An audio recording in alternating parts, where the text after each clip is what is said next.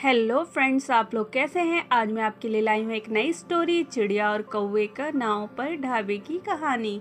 एक घने जंगल के पास एक सुंदर सी झील थी। उस झील में कई पक्षी और जानवर पानी पीने आते थे। झील के किनारे एक चतुर और मेहनती चिड़िया चंपा रहती थी।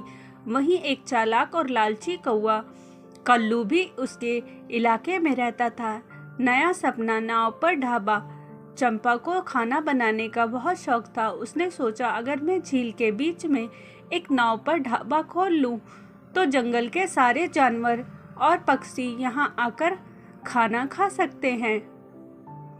उसने मेहनत करके लकड़ियों से एक छोटी सी नाव बनाई और उसे झील के बीच में ले जाकर बांध दिया। फिर उसने वहां एक छोटा सा ढाबा खोला और उसका नाम रखा चंपा का झील ढाबा। वह वहां ताजे फलों के रस, बीजों की चटपटी डिश और शहद से बने लड्डू बनाकर बेचने लगी। धीरे धीरे उसका ढाबा मशहूर हो गया। खरगोश, हिरण, तोता और बंदर सभी वहां खाना खाने आने लगे। कल्लू की चालाकी। इधर कल्लू ने देखा कि चंपा का ढाबा बहुत अच्छा चल रहा है, तो उसने जलन होने लगी। उसने सोचा, अगर मैं भी इसमें साझेदार बन जाऊं तो बिना मेहनत के अच्छा खाना मिल जाएगा। वह चंपा के पास गया और कहा, बहन, मैं भी इस ढाबे में काम करना चाहता हूँ। अगर हम दोनों साथ मिलकर इसे चलाएंगे तो या और ज़्यादा चलेगा। चंपा समझ गई कि कल्लू काम करने के बजाय मुफ्त में खाना चाहता है। उसने हंसकर कहा, अगर तुम मेहनत करना चाहते हो तो पहले ईमानदारी दिखाओ। कल्लू को यह सुनकर गुस्सा आ गया। उसने बदला लेने का प्लान बनाया। कल्लू की चाल। रात को जब चंपा सो रही थी, तब कल्लू चुपके से नाव पर आया और वहां रखे सारे खाने की चीजें चुरा ली।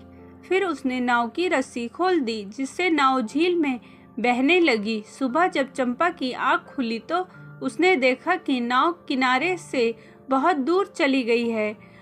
उसके पास खाने का सामान भी नहीं बचा था। वह परेशान हो गई चंपा की होशियारी, लेकिन चंपा घबराई नहीं। उसने झील में रहने वाली मछलियों और कछुओं से मदद मांगी। कछुओं ने नाव को किनारे तक धकेला। चंपा ने जल्दी से नया खाना बनाया और अपने ढाबे को फिर से चलाने लगी। जब जंगल के जानवरों को कल्लू की चालाकी के बारे में पता चला तो उन्होंने उसे पकड़ लिया और चंपा के पास लाए।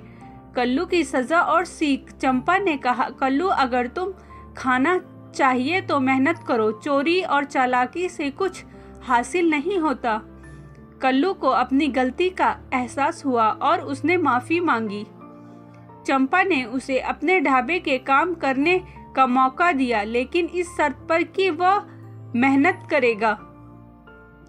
इसके बाद कल्लू ने ईमानदारी से काम किया और धीरे धीरे वह भी चंपा की तरह मेहनती बन गया। मेहनत और ईमानदारी से ही सफलता मिलती है।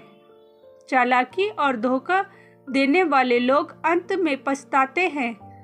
बुराई का जवाब हमेशा होशियारी से देना चाहिए, गुस्से से नहीं। स्टोरी अच्छी लगी हो तो प्लीज़ लाइक एंड सब्सक्राइब ज़रूर करें। मिलते हैं नेक्स्ट स्टोरी के साथ।